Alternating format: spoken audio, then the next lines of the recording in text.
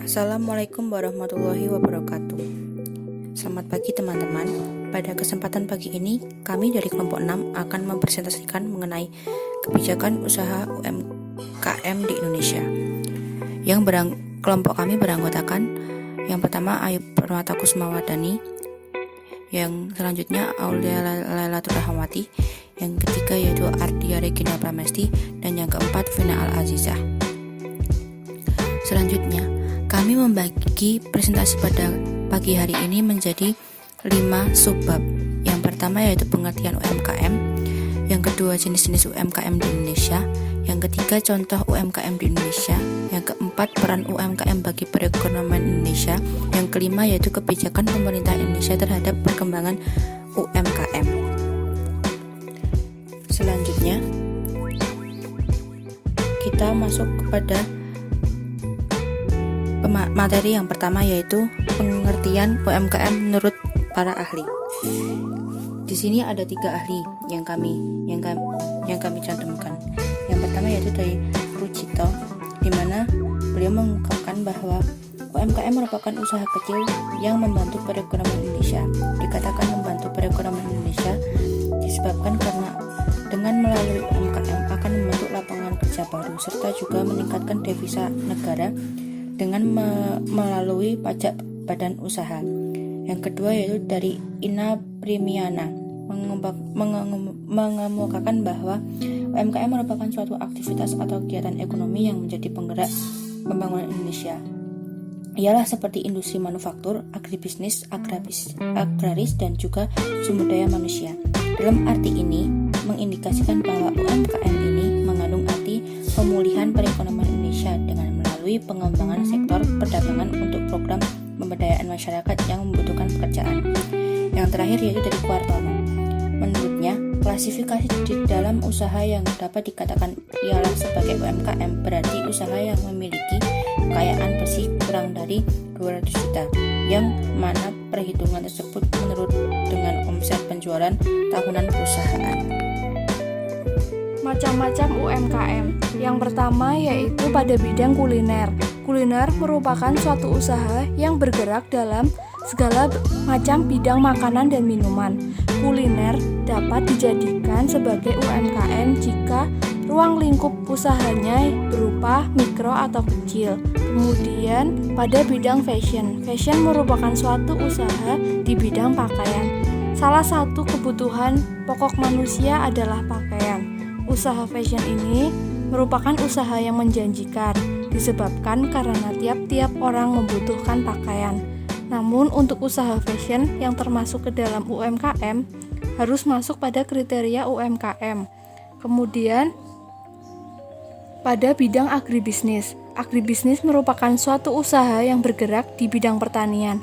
UMKM yang menjalankan mengenai agribisnis ini umumnya menjual pupuk, bibit tanaman, pestisida, dan lain-lain. UMKM agribisnis juga biasanya terdapat di pedesaan yang mempunyai lahan pertanian dalam jumlah yang cukup banyak dan luas. Jenis UMKM yang pertama yaitu usaha informal yang terdiri dari pedagang kaki lima yang menjual barang-barang kebutuhan. Kemudian yang kedua, industri kecil yang terdiri dari industri kerajinan tangan, industri rumahan, industri logam. Kemudian yang ketiga, perusahaan berskala kecil, yaitu toserba, minimarket, dan koperasi. Contoh UMKM berdasarkan jenisnya. UKM di bidang kuliner, contohnya yaitu keripik Maici, es teler 77, pecel lele Lela. Kemudian pada bidang fashion, contohnya yaitu brand jilbab Rabani. Kemudian bidang pendidikan, contohnya yaitu Ganesha Operation.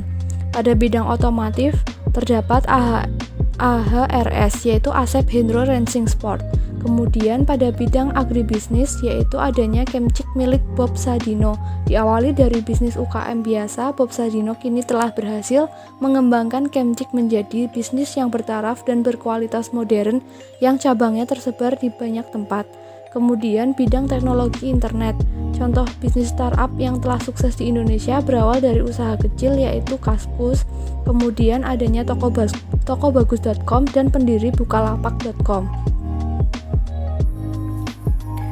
Yang selanjutnya adalah peran UMKM bagi perekonomian di Indonesia. Yang pertama itu adalah perluasan kesempatan kerja dan penyerapan tenaga kerja.